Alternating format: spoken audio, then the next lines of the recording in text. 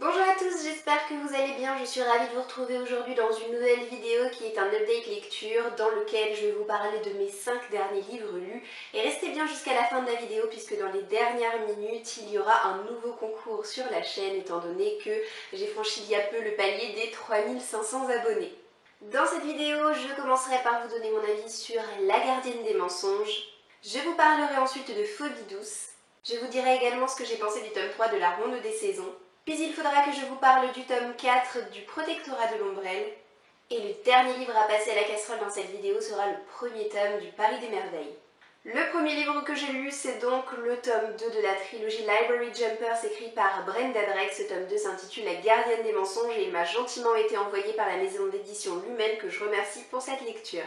Pour vous résumer brièvement l'histoire de cette trilogie à caractère fantastique, on suit un personnage qui s'appelle Gia, qui pensait être une humaine assez lambda jusqu'au jour où elle s'est rendue compte qu'en réalité elle possédait des origines qui n'étaient pas tout à fait humaines puisqu'elle vient d'un monde qui est parallèle au monde des humains dans lequel on peut accéder à travers certains livres qui sont situés dans des bibliothèques. Dans cet autre univers, Gia suit une formation pour devenir gardienne puisqu'elle a vraiment la volonté de protéger le monde des humains de certaines créatures terrifiantes qui existent dans cet autre univers. J'ai eu un peu de mal à me plonger dans cette suite. Je dois vous dire qu'il y a eu à peu près 80 voire 100 pages de flottement avant que je me retrouve vraiment investie dans cette histoire. Je pense que ça provient essentiellement du fait que dans ce livre, il y a énormément de personnages secondaires. En soi, ça m'avait pas trop dérangé dans le premier tome puisqu'on apprenait à se familiariser un petit peu avec tout le monde. Mais là, dans ce tome 2, j'ai trouvé qu'il n'y avait pas suffisamment de rappel à mon goût et j'étais en mode un petit peu t'es qui toi, on t'a déjà vu quelque part Non, je me souviens pas. De manière générale, ce tome 2 se différencie vraiment du premier qui était pas mal centré, orienté sur toute la partie action, rebondissement, etc.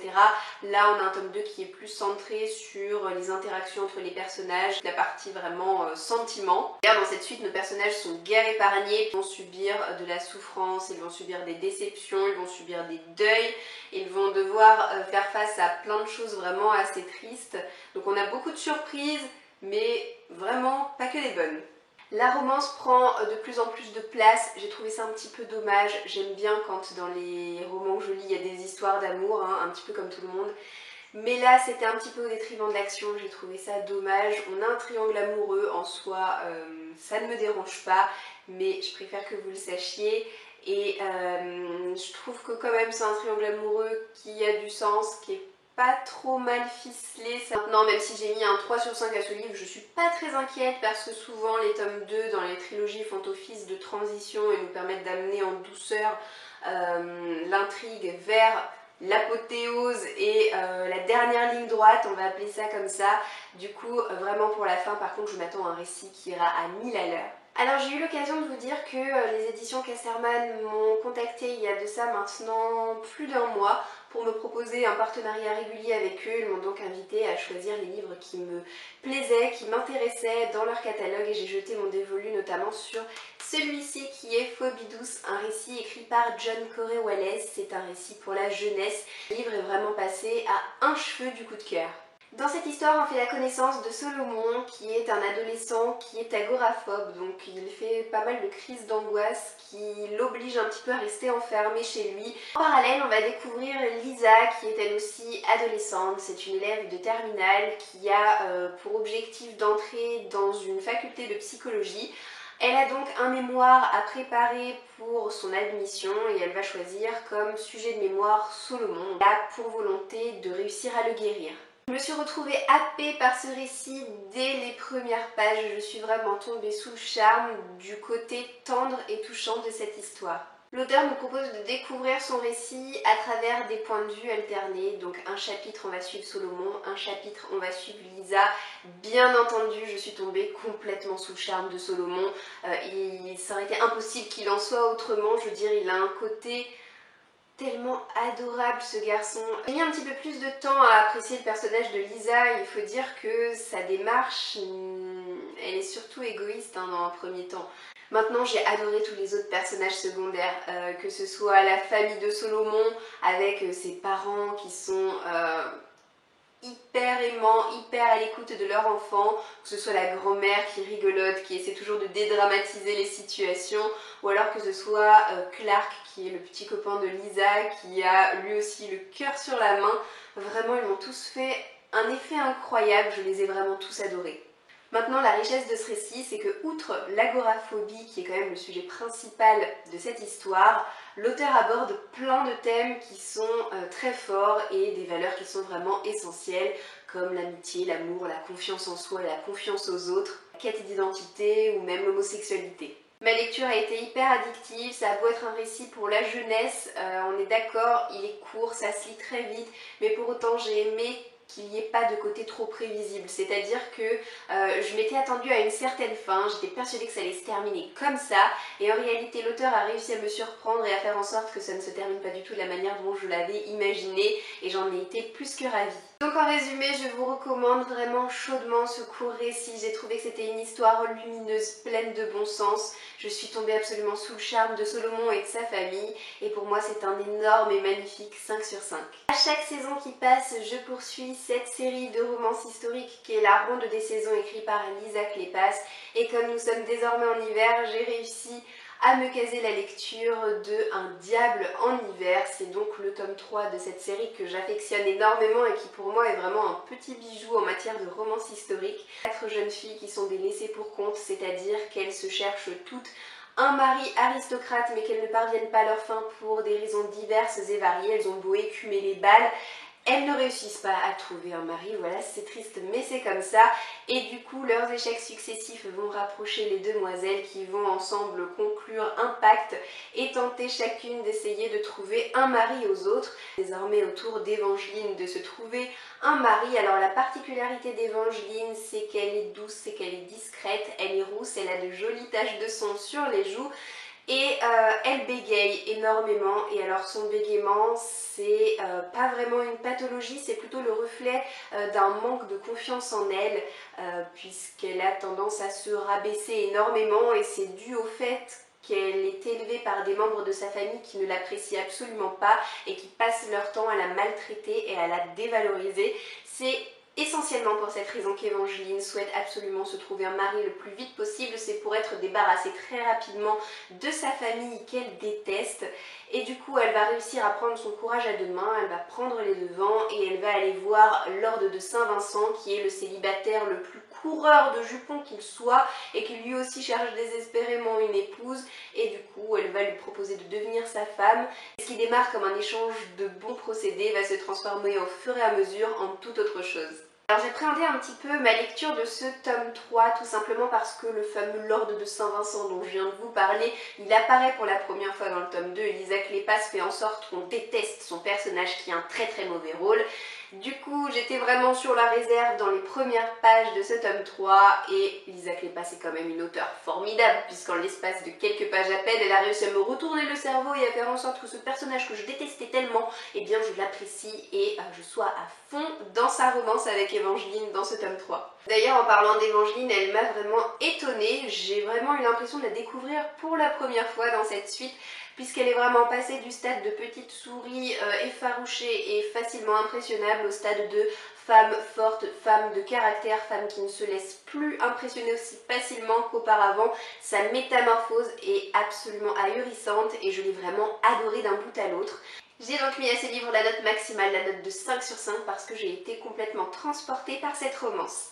J'ai ensuite lu le tome 4 du Protectorat de l'Ombrelle écrit par Gail Carriger. Ce livre, je l'ai tiré au sort dans ma saga Book Jar début janvier et je l'ai lu début février, donc certes un petit peu à la bourre, mais bon, je pense que personne ne m'en tiendra à rigueur non plus. J'ai lu le tome 3 il y a plus d'un an de ça, et d'ailleurs, le tome 3 je l'avais trouvé assez moyen, je crois que je lui avais mis la note de 3 sur 5. Alors c'est vrai que sur le coup j'avais pas été spécialement pressée de reprendre ma lecture de la série, mais étant donné que ce tome 4 a été excellent, je ne regrette absolument pas d'être tombée sur ce livre dans ma saga Book Jar. Ceux qui ne connaissent pas le Protectorat de l'Ombrelle, c'est un récit steampunk qui fait intervenir Alexia comme personnage principal. Alexia, c'est une paranaturelle, c'est-à-dire qu'elle a la faculté, en touchant avec sa peau nue une créature surnaturelle, de la rendre humaine le temps du contact. Donc il arrive toujours plein de choses assez folles. Alors malheureusement je ne vais pas pouvoir énormément rentrer dans les détails de ce tome 4 parce que c'est quand même l'avant-dernier tome de la série et si je vous en dis trop clairement je vais vous spoiler. Si vous avez quand même envie d'en savoir davantage, je vous invite à lire ma chronique sur le blog qui est certainement plus détaillée. Tout ce que je pourrais vous dire aujourd'hui de risque de rentrer un petit peu trop dans les détails et de vous gâcher certaines surprises. Qu'il en soit, le fond de l'intrigue de ce tome 4, c'est un fantôme qui n'a plus toute sa tête, qui va venir voir Alexia parce qu'il a un message à lui délivrer. Il va tout simplement lui dire que la reine est en grave danger et du coup Alexia va devoir remuer un petit peu ciel et terre pour sauver la vie de la reine. J'ai trouvé qu'il y avait beaucoup d'humour une fois de plus, c'est ce que j'apprécie particulièrement dans cette série. Il y a des échanges qui sont toujours assez croustillants entre Alexia et ses amis, des réparties assez cinglantes. Il faut dire que la demoiselle elle a un caractère vraiment bien trempé, il faut absolument pas l'embêter. Tout le long du roman, j'ai attendu la fin avec impatience parce que je savais pertinemment ce qui allait arriver dans les dernières pages et je m'en languissais d'avance et quand c'est arrivé, j'étais absolument hystérique, euphorique, tout ce que vous voulez en hic et ça a été vraiment à la hauteur de mes espérances, voire même ça les a dépassées dans un côté absolument loufoque, dans un côté rocambolesque. Enfin bref, j'ai vraiment adoré la fin qui laisse présager un tome 5 des plus exaltants. J'ai donc mis à ce tome 4 la note de 4 sur 5. Le dernier livre dont je vais vous parler aujourd'hui, c'est le premier tome de la trilogie Le Paris des Merveilles, donc Les Enchantements d'Ambremer, écrit par Pierre Pevel, qui est un auteur de fantasy connu à qui l'on doit notamment Les Lames du Cardinal ou encore Les Hauts Royaumes. Alors, personnellement, je possède cette édition en grand format sortie chez Bragelonne en 2015. Je me suis d'ailleurs procuré ce livre en 2015 lorsque je me suis rendue pour la première fois au salon de Montreuil, lorsque mes yeux se sont posés sur cette illustration de couverture absolument somptueuse.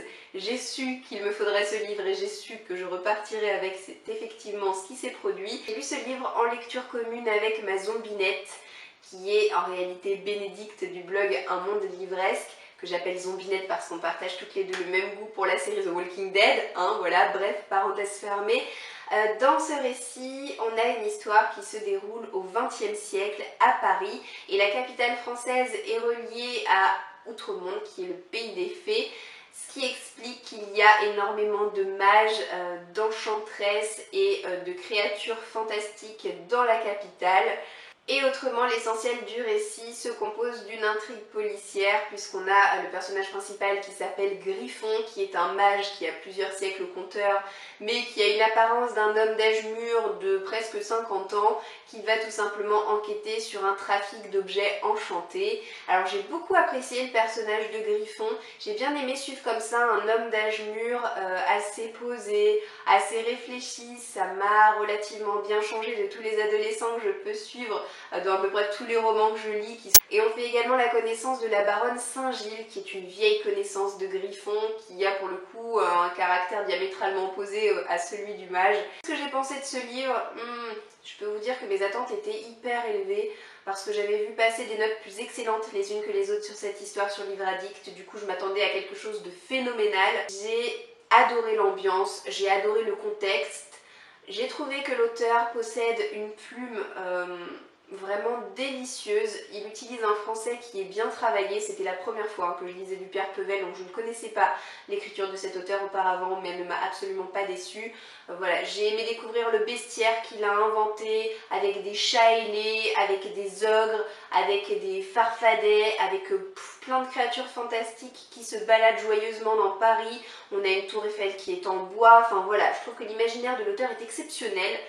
Malheureusement, j'aurais voulu en voir encore plus. Parce que comme j'ai pu vous le dire, l'essentiel de ce récit consiste dans la résolution d'une enquête policière qui m'a pour le coup pas trop intéressée. Je l'ai trouvée brouillonne, je l'ai trouvée longuette à démarrer. Il y a ce livre la note de 3 sur 5. Je suis loin de rejoindre l'engouement général pour les personnes qui adorent cette trilogie. Alors je possède le tome 2 dans ma palle, je le lirai puisqu'il est en ma possession, clairement je le lirai.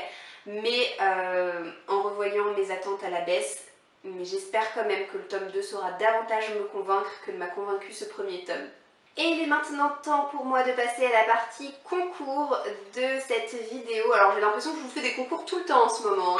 J'ai regardé en fait en l'espace de 2 mois, la chaîne est passée de 3000 abonnés à 3500 abonnés, c'est juste extraordinaire. Donc merci à vous tous pour votre présence, merci à vous tous pour votre fidélité, et toujours extrêmement plaisir, et quand quelque chose me fait plaisir, et j'aime remercier les gens en offrant des livres. Voilà la raison de ce concours. J'ai l'habitude maintenant de faire des concours sur cette chaîne à chaque palier de 500 abonnés de franchi.